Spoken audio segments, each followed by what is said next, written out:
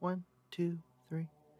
What's going on, everyone? I got another amp dyno. I know it's been a little while since we dynoed anything. I think the last thing we did was the Kicker 250. Now, this amp I got on Marketplace. Not even Marketplace, it was an auction, and a few people know where I pick up my amps, and I get these things for a steal sometimes. And sometimes they don't work, sometimes they do, and when they do, it makes it worth it. Now, this is an old school, early 2000s Sony XM, oh, I got it upside down, I can't even tell. Sony XM-444 watt. Old school 4-channel amplifier. The main thing about this amp that I just love is the 3D design that it has. If you just take a look at this thing, First thing I do is I say, would you look at this? and it's just beautiful in so many ways, with the heat sink and the colors and just how everything is 3D looking. I really like that. And obviously you have your input section and your normal dials, but nothing extraordinary. Just a 80 hertz crossover slope, your high level input and your low level input and gain. And on this side, they're all spade terminals. You got your 4 channels right there, your 40 amps of fusing, and your power remote and ground. Now, it looks like the most you can really fit in here is like 8-gauge wire. Now, this amp isn't going to be pulling a serious amount of power, but for anything, I would recommend a little bit bigger and maybe a distributor in your trunk to downsize the wire, stuff like that.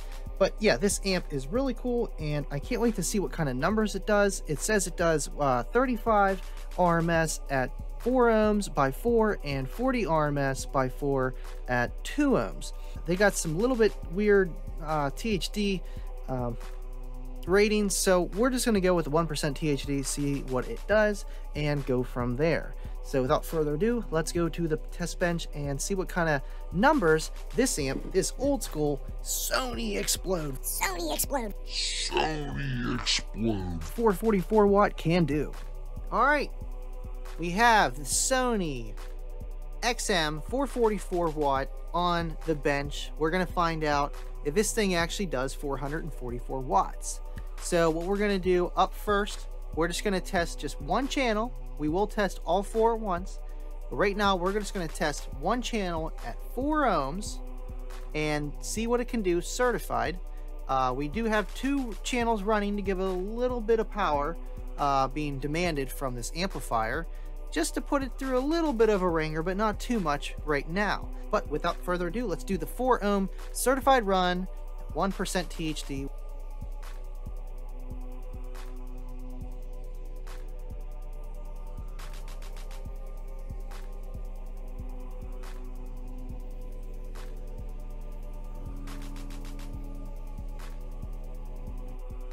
All right, not bad. We got 34 watts at 4.4 ohms. So we are a little bit higher on the ohmage, but nonetheless, it's still doing roughly rated. And we were pulling 10.5 amps.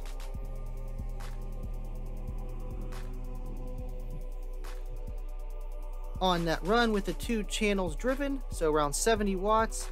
But we were pulling 150 watts, it looked like, on the DC current. Now, this is the first time I'm using this, so bear with me. Now let's just see what this will do. Full tilt boogie at 4 ohms on one channel.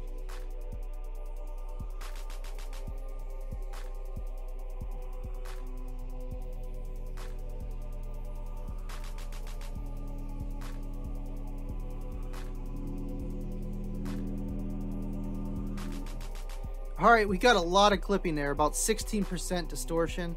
So let's just run that again. Try to keep it up around 10% distortion. But nonetheless, you still got 60 watts out of it on one channel at 4 ohms. But that's actually on the amplifier, it's doing twice that, but we're not seeing that. We're just testing for 1. So let's do that one more time, see what we can get. About 10% THD.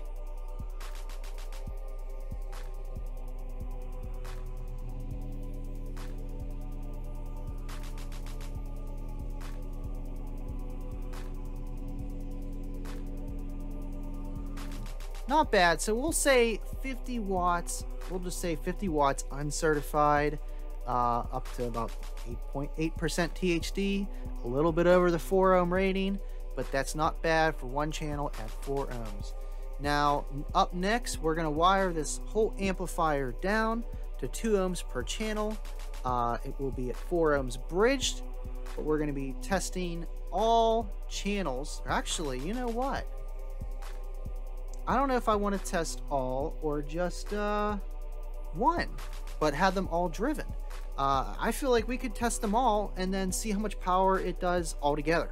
See if we can get that 444 watts. So bear with me. I know it'll be a second for you, but it'll be about 2 minutes for me. Let me rewire this amp, and so we can do the 2 ohm certified run.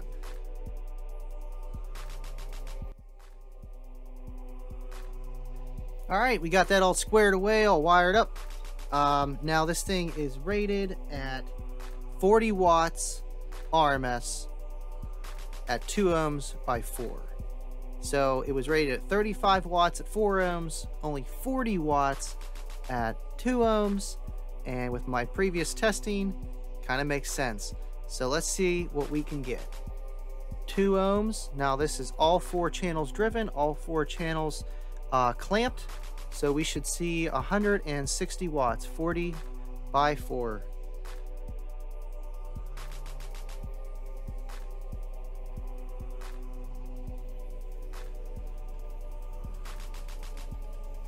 Meanwhile,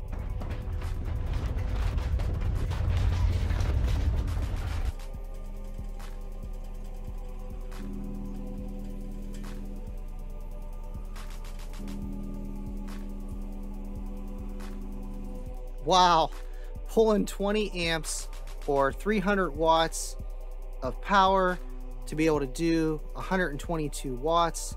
The efficiency on that is not too good. But nonetheless, we did, looks like 30 watts on all 4 channels driven at 4 ohms at 1% THD. Not bad. I mean, this amp is small. It's got a 40 amp fuse, and you know, we already pulled buku amount of power out of this thing.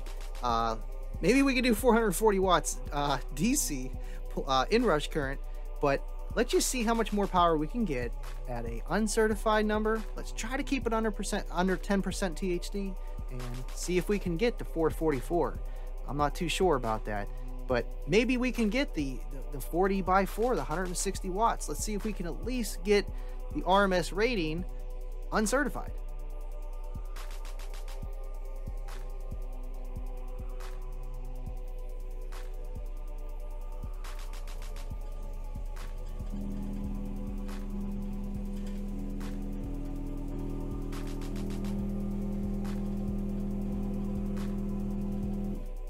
Not bad. We pulled 24 amps of current and we did 192 watts, close to our 4 ohm rating at 12% THD. I know we were up to like 170, 180 watts under the 10%.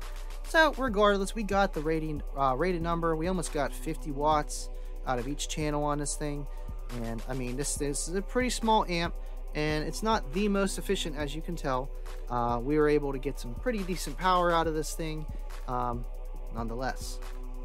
All right, we're gonna try some lower ohm tests, because that was 2 ohms per channel that we did. Let's see if we can go a little lower. Maybe we'll just pop a fuse and not blow this thing up.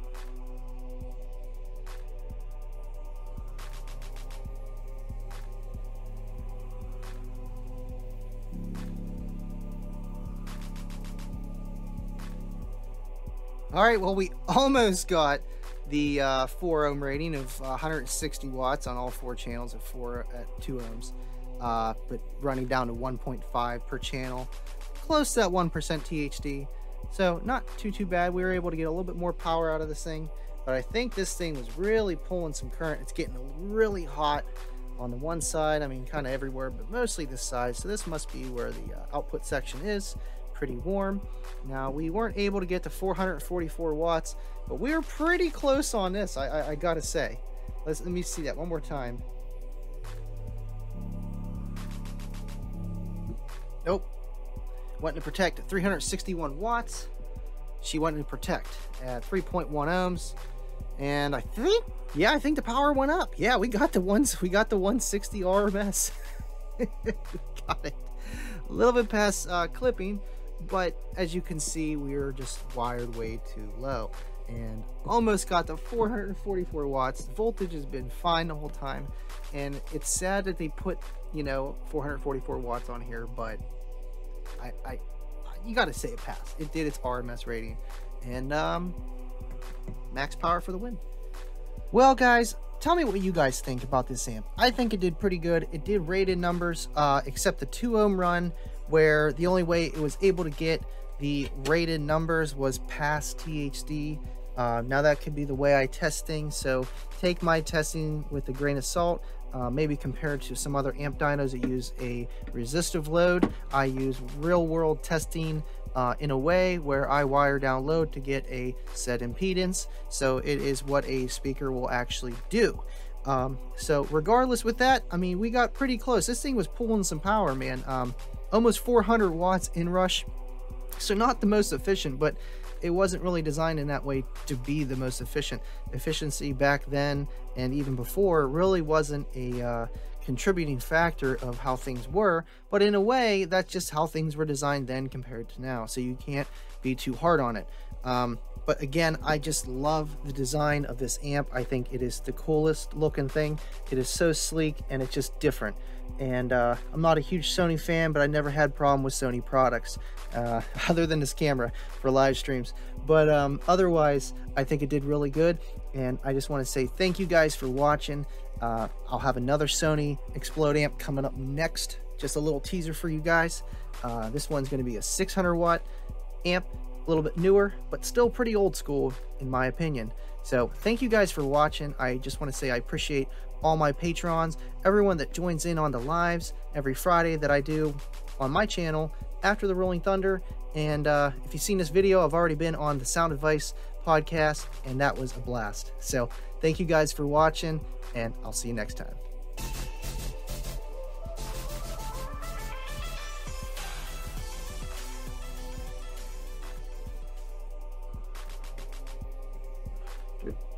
Oh.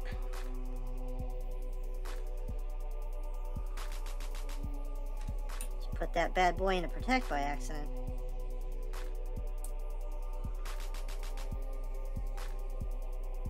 There we go. Well, on the Sony, there is not an automatic turn